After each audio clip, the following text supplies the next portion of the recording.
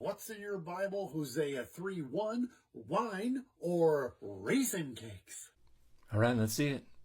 Look to other gods and love flagons of wine. God told Hosea to marry a drunken, idol-worshipping adulteress so that he could show Israel how they were sinning against God. What do the new versions say? NIV, they turned to other gods and loved the sacred raisin cakes. ESV, turned to other gods and loved cakes of raisins. New World Translation, while they turned to other gods and loved raisin cakes. Was the sin being drunk with wine or eating raisin cakes?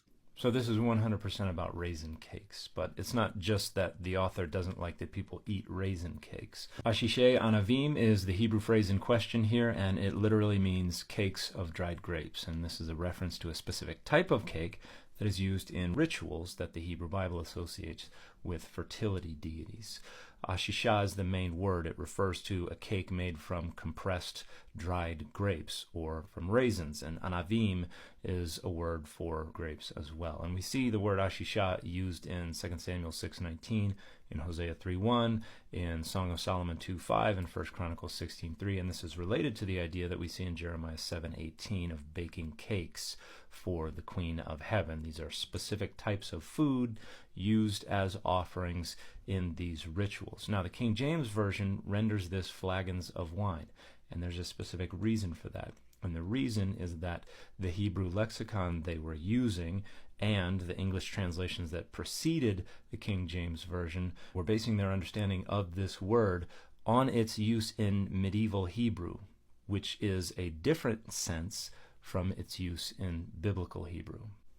The main Hebrew lexicon that was used by the King James translators was that of Johannes Buxtorf. This is the 1613 edition.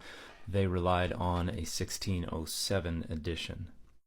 Here you can see they only have one entry for ashisha, and it is in Latin, lagena ampla, which means a large bottle. Now, if we look in Ernest Klein's A Comprehensive Etymological Dictionary of the Hebrew Language for Readers of English, we see two different entries for ashisha. The top one refers to a cake made of dried compressed grapes.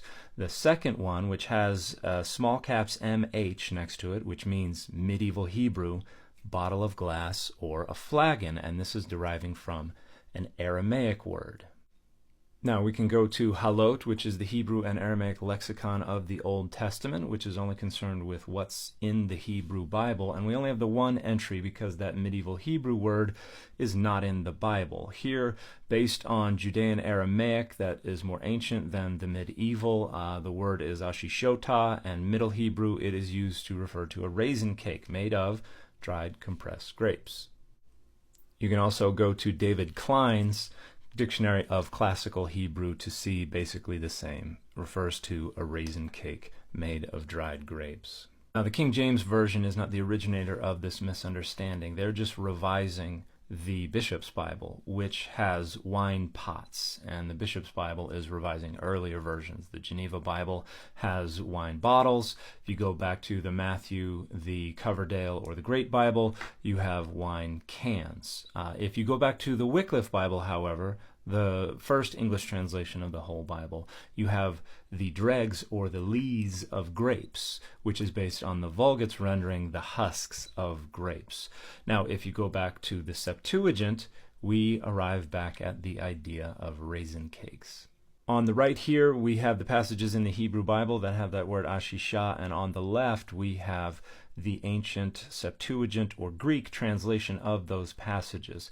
And as you can see, all four occurrences are rendered in Greek with different words that mean cake: laganon, pema, amoras, and amoritis. Now, when we look specifically at Hosea 3:1, we don't just have the word ashisha, we have ashishe anavim, and that refers to a cake of dried grapes or raisins, and we can see that in the Greek as well. We have pemata, meta, staphidon, and staphidon specifically refers to dried grapes. If we wanted to refer to regular grapes, the kind that would be used for wine, that would be staphili. But that's not what we have. So anciently, they always understood this as a reference to cakes. The context of Hosea spells it out plainly. Hosea 2:8, wine, which they prepared for Baal. Hosea 4:11, whoredom and wine and new wine. Hosea 7:5, sick with bottles of wine. Hosea 7:14, they assemble themselves for wine and rebel against me. Hosea 9:2-4, the winepress shall not feed them, and the new wine shall fail in her. They shall not offer wine offerings to the Lord, neither shall they be pleasing unto him. So every single rendering of wine in those English translations is translating one of two different Hebrew words, either yain, which means wine, or tirosh, which means new wine. This creator does not seem to be aware that these are English translations of ancient Hebrew texts, and we can actually consult the Hebrew texts, which have a long history of interpretation and change and influence. And that's where the meaning is actually going to be accurately reconstructed, not from comparing English translations and then trying to figure out what the context tells us. Just thinking real hard does not help you understand the development of ancient Hebrew.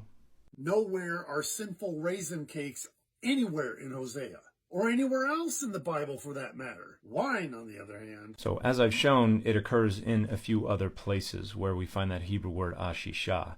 Now, interestingly, Hosea 3:1 is the only place where ashisha is in the plural construct with anavim, which means grapes. Everywhere else it's just ashisha all by itself, which still refers to a raisin cake. If we look at the King James Version's renderings of those other passages, in one, it does not add wine, it just says flagons. Of what? We don't know. It just says flagons. And then in the other two occurrences, the King James Version in italics has to provide of wine because they assume it's a reference to flagons of wine. So the interpretation raisin cake is the only one that actually can make sense of all of the uses of the word ashisha in the Hebrew Bible. The King James Version has to try to construct some kind of sense because they have misunderstood the meaning of the word ashisha because of the lexicon they were using and because of the English translations that came before them. Hosea is also where we get the verse, my people are destroyed for a lack of knowledge. Study to show thyself approved unto God.